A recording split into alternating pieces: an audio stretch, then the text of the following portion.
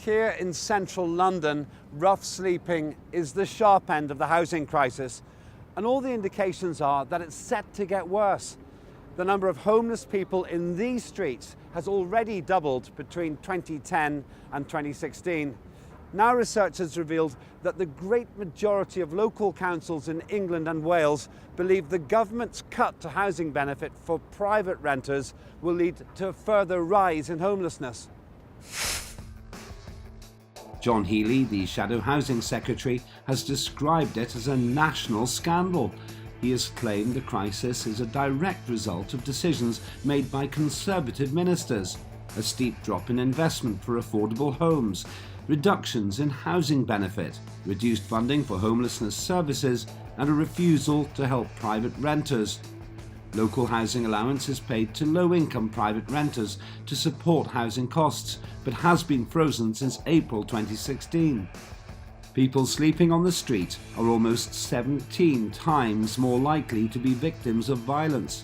More than 1 in 3 people sleeping rough has been deliberately hit or kicked or experienced some other form of violence against homeless people. Some also claim homelessness is connected with what's called the government's hostile environment towards immigration, affecting those with challenging immigration status, including people with rejected asylum claims. Is homelessness caused by government policy? And what is the solution to the problems of sleeping rough? Simple questions with important answers. Let's start with this. The number of homeless people in Britain is constantly on the rise. In London alone, that number has doubled since 2010. What are the public's thoughts on this? We asked them. I think it's shocking. I think the government should be doing more about it, and the local authorities should have more money, be given more money to do something about it. That doesn't surprise me because you do see a lot of homeless people around. I would say that predictably many people would say this government's out of touch with what needs to be done. Corbyn would think he was in touch with it, but whether that actually was the case or not, we'll find out if he ever gets into power. Well, as I said before, I feel very sad because it can happen to anyone, any circumstances changes, and the government should do more about it, to rehousing people, to give a stability, to give security, and they could do so because there's plenty money still here in Britain to sort that problem. Well, I mean, it's probably just a state of the economy and some of the social services or practices that are in place. I mean, it's a bit unfortunate, but I mean, England is a country where they put these kind of things in place to solidify and to sort these things out. So I think the powers that be need to kind of get on the ground and work and figure it out and kind of put these displaced individuals back into places where they can actually survive into society. I think people need to be doing more. I think there's not enough going on to actually give people a step off homelessness to get them back into normal life. I think there's not really an example they can follow or good. I appreciate the big issue and schemes like that, but I don't think there's anything that's good enough to get them off and get them started. I think it's sort of systematic of austerity, failing social care, Tory cuts. It's going to happen. It's inevitable. I mean, I'm not really sure. I'm assuming it has something to do with how society has become a bit more polarised, maybe, and not being enough support for homeless people, or making it obvious enough where the support is. Well, obviously it's terrible and something that needs addressing, particularly this time of year. You feel that there's a kind of extra kind of urgency to it, really, as an issue, and particularly with young people and people, refugees and those who are most vulnerable. When I look at the whole homelessness issue in London, is just observing. One, it's a depressing situation. I think it's one that's orchestrated. I think it's one that can be plotted on a graph.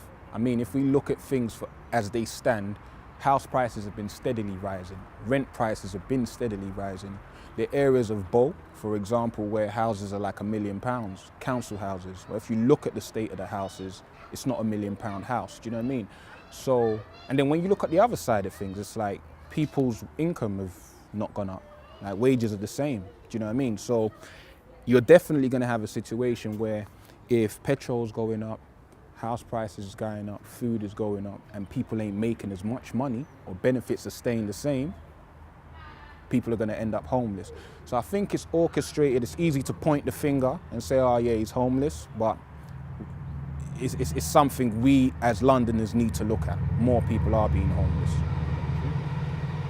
Firstly, absolutely disgusted on that we are actually even seeing homeless people in such a rich country that we live in.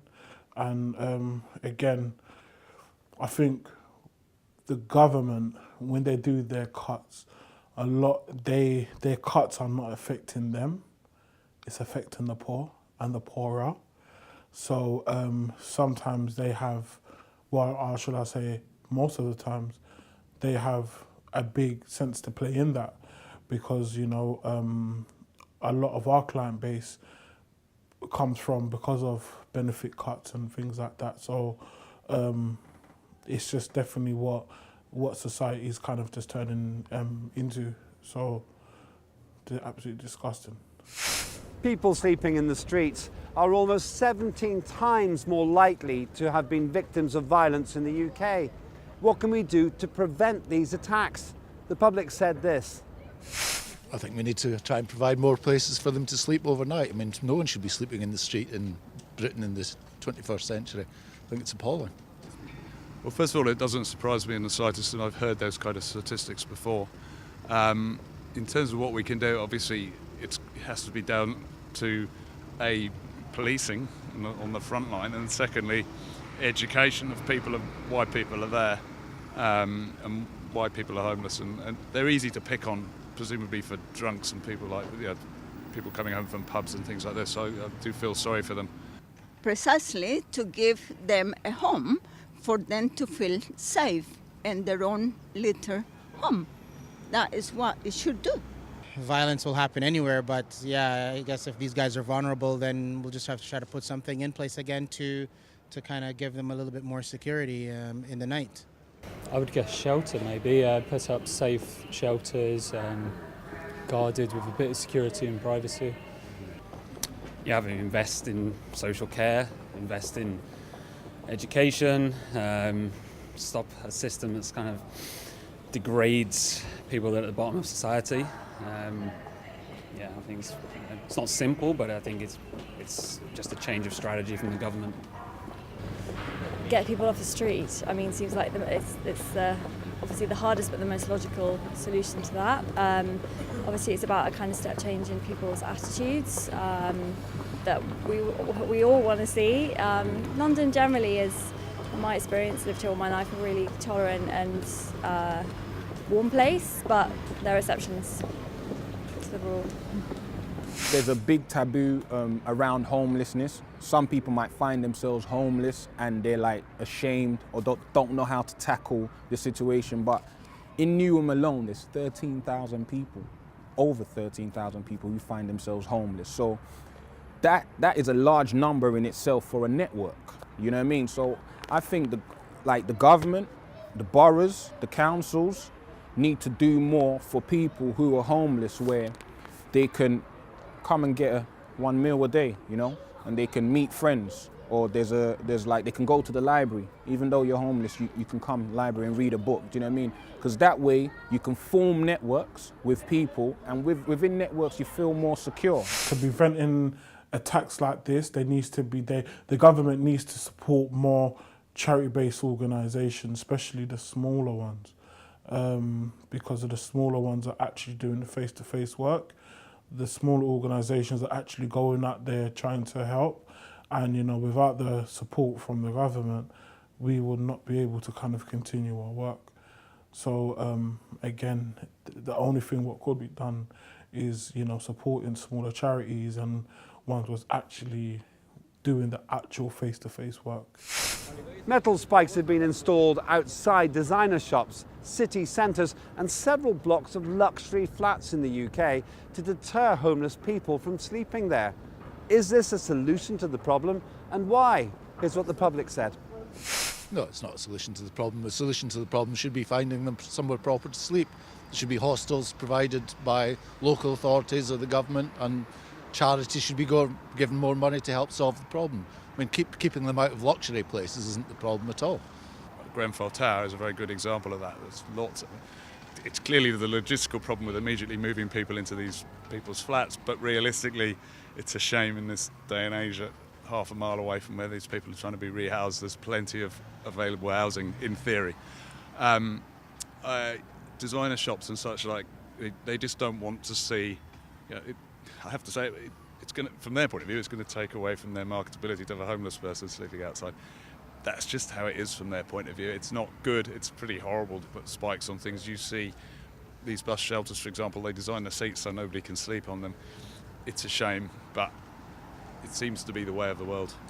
No, I don't think it's a solution, but at the same time, if you're a developer or a proprietor of such of establishment, then you kind of have to run a business and run it in a certain way that you can't have certain things to deter clients. So it's a double-edged sword. I have no idea how to rectify that one.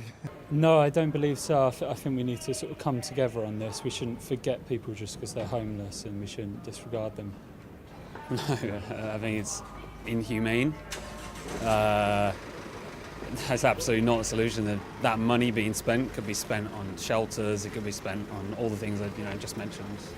Absolutely not. It's kind of creating a bigger gap between rich and poor in the sense of entitlement and power. There's something really distasteful about it. I mean, the councils can stick up metal spikes, but the guy who's sleeping there, or who was sleeping there, he ain't got nowhere else to go to. So what's he gonna do? Do you know what I mean? So it's like they're taking away the avenues, but they're not giving us any solutions. Do you know what I mean? And I think that has to be addressed, because all you're gonna do is put people in more desperate situations. I mean, someone might break into someone's car to sleep inside their car, whereas they were doing that, but you've put the metal spikes up. I think all these things need to be addressed on the whole, man. It's sad what's going on. Do you know what I mean? I wouldn't say it's a solution. A lot of homeless people are not going there because they're thinking, I'm outside a big branded shop, so that means I might get a big payment. People just go there for shelter, and a lot of the times, what we tend to do in the UK is pretend that homelessness is not here.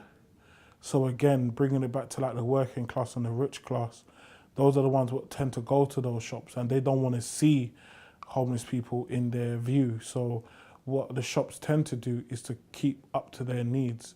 So what they tend to do is, have homeless prevention, and that their way of homeless prevention is not helping to secure or to support the homeless, but then just to find easy routes like spikes.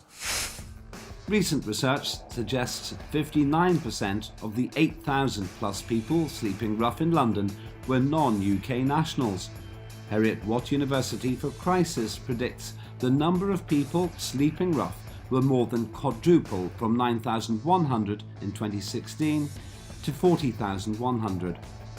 They also estimate the total number of homeless people in Britain will rise from 236,000 to 575,000. Local housing allowance paid to low-income private tenants to help them with housing costs was frozen in April 2016, despite private rents having risen by 22% in the last 7 years. At the same time, MPs have had 3 pay rises in the last 2 years, raising their salaries from £67,000 to £76,000 annually. What are the public's views on this? Well, first of all, the MPs are always happy to vote in their own pay rises, and that seems to get the least opposition of any vote from what I've seen, or I imagine that to be the case. Secondly, I think it's an interesting point about rents, because as been in the news, the bank rate has gone up by 0.25%. That's not much money, but that's not a lot, 25 basis points, but presumably it may be the start of more. Landlords will pass on increases in their mortgages to their tenants. There's no doubt about that. It's just the way it will work from their point of view. Some of them will do it because they have to. Some of them will do it because they want to. And when I say have to, I mean they're actually on a not all landlords are greedy and the rest of it. Some of them are just making a living for themselves. Others would be in the exploitation business, and we know about that. I don't think so. I think the thing is to reverse, to give the MPs a minimum wage and see how they like it.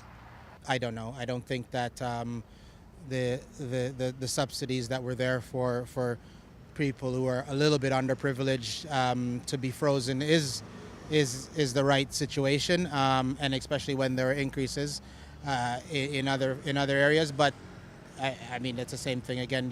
People just have to figure out where their priorities lie and give some kind of an incentive to get people off the street or to get people from going to the street. So I don't think it's really justified when you put it in perspective of what else is going on in the world. I don't think that it's completely right. No. I actually don't see the increase to MP pay as a massive problem. We want to get smart people, ambitious people, people that we want to attract top talent to be MPs. I think tax cuts, like not collecting offshore tax, all those kind of things are like allowing corporations and rich people to screw the system. I mean, that's a much greater problem than a £9,000 raise to MPs.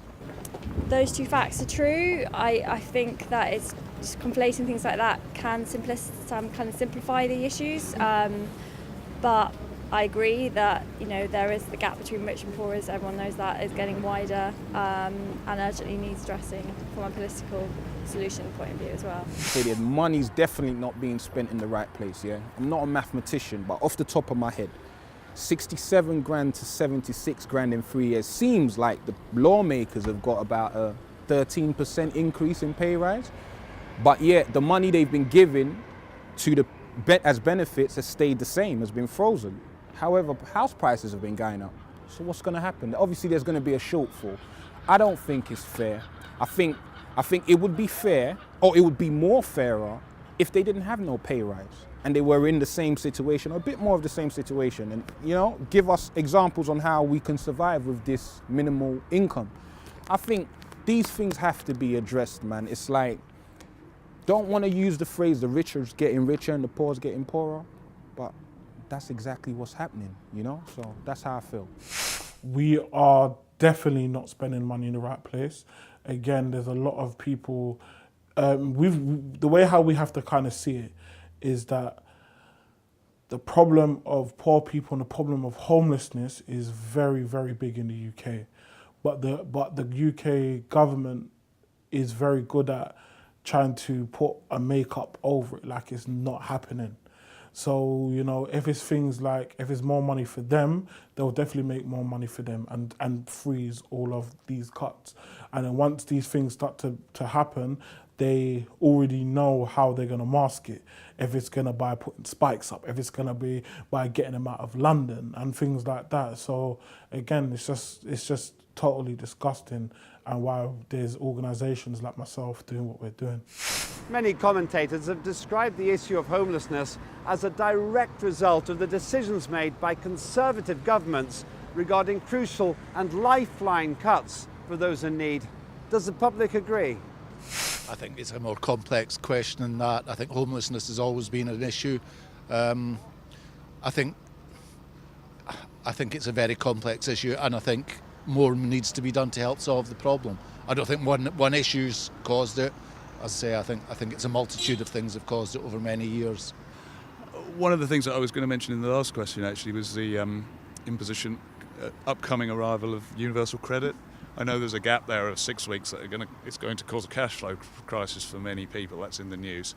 I gather that's going to be the case. I don't know if anything's been done to mitigate that. Most probably it is, because sometimes in the houses, parents are really struggling. Then the children get very rebellious, and that is why they have to run out and they don't have anywhere to live. And then that is what the problem is as well. Everything starts from there. No, I think absolutely it's a government situation. Mostly, I'd have to agree. Yeah, I don't think they're entirely responsible. I think society as a whole is quite responsible, and people as society as a whole needs to do more. Really, but yeah. Yeah, I mean, I think 7 years of inhumane policy, of blaming people at the bottom, you know, being taught to look down by the media, by a right-wing government, it has to stop, it has to end. I think we need just, you know, some form of socialism, some form of like rebalance, readdress of the power in society. Well, we tend to blame the kind of government, whatever the government is, for most of the problems. But I think their policy hasn't helped. I think the decisions that have been taken for social care and housing have obviously impacted. Well, I mean, they have impacted. This is what this rise in homelessness shows, really. So yes, they'll have to take some of the blame, but not all. It's easy to play the blame game and say, oh, the Conservatives did this or that did that. But when I look at the big picture, I know the Conservatives came into government and they had some issues and they had to address it.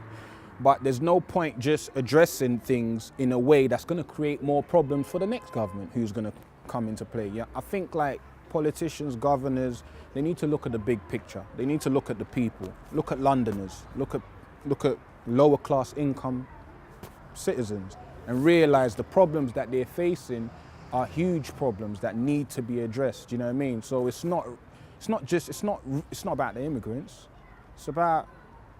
It's not just about the immigrants. It's about the house prices. It's not just about freezing the benefits. It's about you not getting a pay increase. You know what I mean? Like, so I think a whole load of things need to be addressed and need to be looked at if the man at the bottom is ever going to feel the full benefit of it. I would say it's definitely by organisations like Conservative, because you've got to remember the Conservative is for the richer class. They don't cater for the poorer people. They see places like Brixton, they see that as, you know, firstly a dumping ground, and now what they can do is, again, what we said about makeup, you know, so they can easily put a makeup around it to make it look good, you know. So again, it's definitely organisations like that what is creating poverty. But then once poverty is created, they can make up like it's not actually happening, you know. So again, it is definitely organisations like that. Inflation means a freeze in housing support amounts to a cut in real terms. 96% of local authorities surveyed by the Local Government Association said the number of people being made homeless would increase if the government's freeze on local housing allowance continues until 2020. As the cold of winter approaches, will Britain finally start to take homelessness seriously? All the indications are that there will be no significant change in the government's homelessness policies. While this may cause heated debate in Parliament, it does nothing to help those left down and out in the cold.